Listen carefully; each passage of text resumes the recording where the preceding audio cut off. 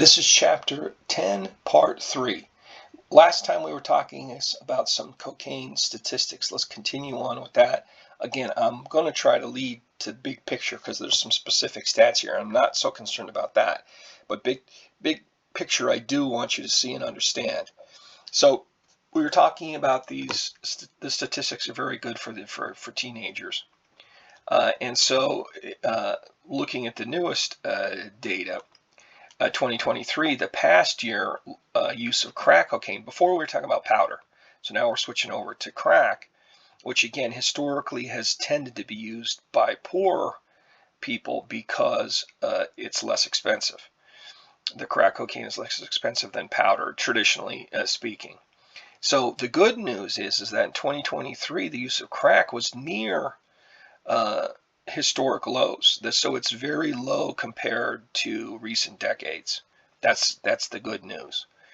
Annual use among these teenagers, 8th, 10th, or 12th graders, were all 0.5% or less.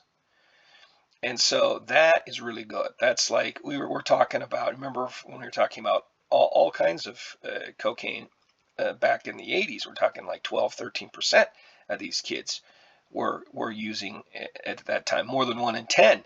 Now we're down to 0.5%. That's like 1 in 50, right? That's a big improvement. Although we are just talking specifically crack here, not crack or powder. Like cocaine, crack use dropped sharply from 1986, when its use was first measured, through 1991. So, second half of the 80s into the early 90s, you see crack coming down, peaking in the mid 80s. It had a quick peak, a quick jump up there, a lot of people using it, and then it comes down because it's like a horribly addictive drug with a lot of negative consequences. So people were trying to get away from it as quickly as possible. Consistent with other illicit drugs, its prevalence then increased during the 1990s drug relapse. So again, you got a little rebump up in the 90s because people are falling back into this particular type of drug. It peaks in the late 1990s. So again, this relapse that's kind of falling back into it. You get a peak in the late 1990s, but we're talking 25 years since that time. It's declined and it has stayed at a low level. That's a success story, whether we're talking crack, whether we're talking powder cocaine. So that's the good news. Now let's switch over and talk about treatment of cocaine abuse. It presents difficulties that are peculiar to the power of this particular drug, cocaine. Again, if there are differences with compared to other sorts of drugs, you want to be familiar with that.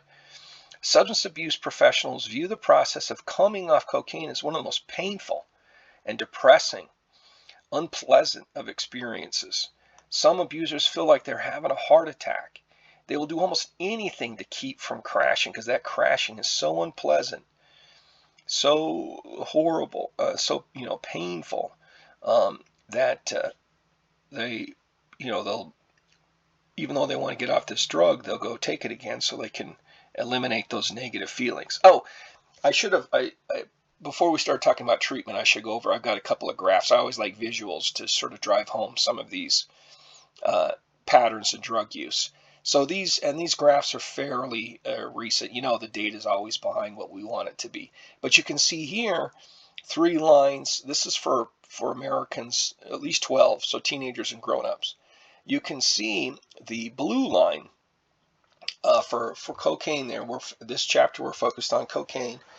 And you can see that 14.2% of Americans have tried it at some point in their lifetimes. That's lower than it used to be. 1.9% have used it in the past year. So, roughly 2%. Again, a small, percentage-wise, a small group. And people who used it in monthly, less than 1%. So that's smaller than in the past. Those are smaller numbers. Still significant, still a problem, but smaller numbers than they used to be. And of course, no surprise that people who use it all the time are much fewer in number than people who've ever tried it. Of course, most people who've tried it have not become regular users. or addicted to it. Um, and since this chapter is going to be talking about meth as well, although I'll be skipping over it since we're just looking at this graph, see how those numbers are smaller than cocaine. Meth is a pretty nasty, powerful, very addictive drug, but what you're seeing relatively, comparatively small numbers there, 5.6% ever trying it, 0.9% used it in the past year, 0.2% using it regularly. So that's 0.2%. That's two out of 1,000 people. That's small. So it's a very serious drug for those who are addicted to it. Very serious problem. But fortunately, it's not a huge chunk of the population. Still a serious problem for each of those individuals. But you can see one big point I could make here is that the drugs that tend to have more negative or more serious drugs that have more negative consequences, you do have a tendency to see less use of those drugs. Heroin, of course, very serious drug, very addictive, lots of negative consequences. It's the smallest, the least used of these major drug categories. Marijuana, on the other hand, widely used and a much less serious drug than, say, something like heroin or meth. So, not a surprise. That's just almost an obvious point, but I want to stress these big points, even if they're kind of not too mysterious, that more serious drugs use less. Less serious drugs use more. As they're perceived, it all depends on people's perceptions. That's more important than the objective dangerousness of a drug, is how people look at it, their perceptions. Here we see another, I just pulled graphs from different sources because I like graphs. I like to do visual as well as the written word. And you can see here the same sort of story. You've got both teenagers and you've got grown-ups, and you can see that this is like at least once every year. So we're not talking regular use, but maybe periodic use. And you can see that for cocaine, small for teenagers, only 3 out of 1,000. 2% for grown-ups. Again, small numbers. You can compare that to other numbers. Since this chapter is on meth, you can see 0.1% for teenagers, 1% for grown-ups. So even smaller than the cocaine numbers. Of course, you can see for marijuana, significantly higher numbers of using at least once the past year. So follows the same rule. Less serious, more frequent use. Here we have a comparison of cocaine use, total, all powder and crack together, and then just looking at crack use. And you can see what this graph does is focus on ethnic differences. And you can see that if you're looking at lifetime or the past year, you can see at lifetime. We'll look at that one so we can make contrasts here. Ever trying cocaine in your lifetime, you can see that the numbers are higher for whites, Hispanics in the middle, and lowest for blacks of cocaine of any sort. So this is been tried the most, any sort of cocaine in any form, been tried by more whites than other groups. But then when you switch over, you can see the sort of ethnic correlation here. When you switch over to lifetime crack use, you see now that the numbers are higher for African Americans than whites, and that's true for using crack in the past year. The numbers are fairly small all around, especially for more regular use, or at least periodic use. But you can see that again, even today, there's a correlation between race and ethnicity and the particular form of drugs that people are using. If I had more time, I would show that sort of ethnic difference. You can see that with meth too.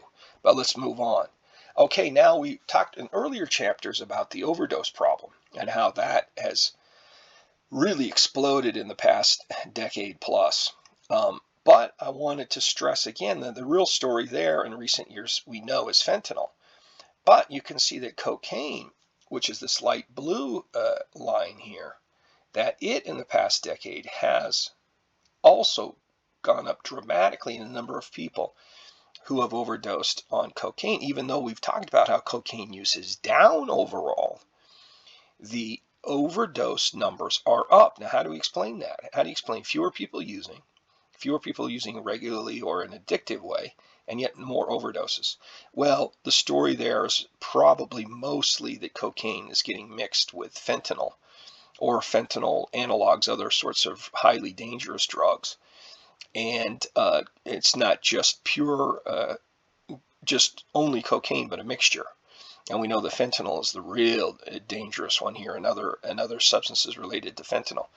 So that seems to be the main thing going on there. It also could be, a pure, more toxic forms of cocaine is a possibility, or you get concentration variation on the streets, and so a lot of this, whether you overdose or not, depends on the amount you're taking, and you don't always know the amount you're taking because it's not very reliable on the street. But I would say main story here is probably mixture with cocaine being mixed with more dangerous drugs, although cocaine's definitely dangerous enough on its own. Okay, now let's talk treatments a little bit more here. The initial phase of various treatments is detoxification.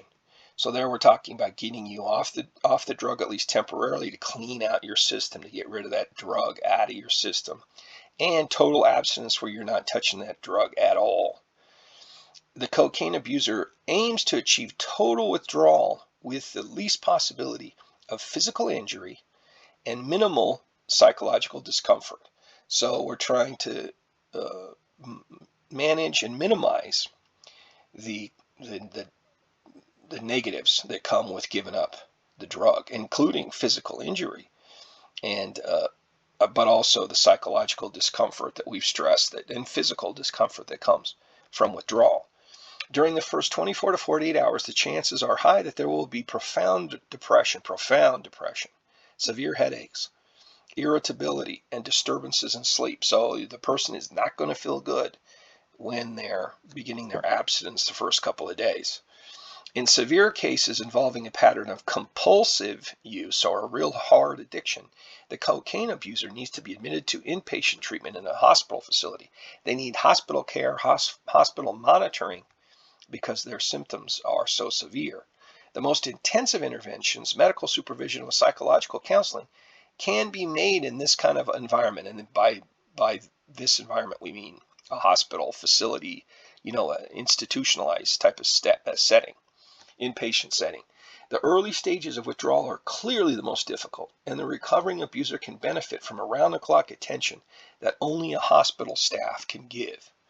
An alternative approach is an outpatient program, so you're not full-time in a facility, you're just there, several hours during the day, under which the individual remains at home but travels regularly to a facility for treatment. An outpatient program is clearly less expensive route to go by, less invasive, less intensive, of course, less expensive, but it works only for those who recognize the destructive impact of cocaine dependence on their lives and enter treatment with a sincere desire to do whatever is needed to stop. So your more motivated people, the people who more clearly see the seriousness of the problem, the desperation of the situation, and who show a willingness, a motivation to change, to beat the habit, those folks are going to do better than an outpatient program, because outpatient relies more on your own will, your own participation, your own cooperation. A hospital is a more intensely supervised, monitored setting for those less motivated, less able to quit. For cocaine abusers who have failed in previous attempts, an outpatient treatment, and for those who are in denial about their cocaine dependence, an inpatient approach may be the only answer, because inpatient, it's a strong word, but more coercive. It's more where we know that you have a real problem. You may not see it clearly, but we do. So there's kind of pressure and coercion to some extent, perhaps against the will of the individual who's receiving the treatment. For most abusers, it is important to stay away from an environment where cocaine and other drugs are prevalent and peer pressure is there to resume drug-taking behaviors is intense. So indeed, as we see with many drugs, environment, your surroundings, your peer surroundings, your friends, who you're hanging out with, who you're socializing with, is very important. And if you're hanging around people in an environment that's encouraging use, it makes it super difficult to abstain and to stay off the drug. The difficulty here is that these people who've been abusing drugs have alienated healthy people so much. They've impaired, damaged their healthy relationships with people who are not uh, drug addicts, that they basically have isolated themselves from the mainstream, from people who could help them the best, who could help them stay away from the drugs. They often have few of any of these healthy friends, the friends who are not using. They're often their only friends are people like themselves who are addicted, and so who do you go to for support, for peer support? Who do you, when you've alienated all these people who otherwise might be helpful to you? So that's a big problem. Let's stop there. We'll continue in part 4.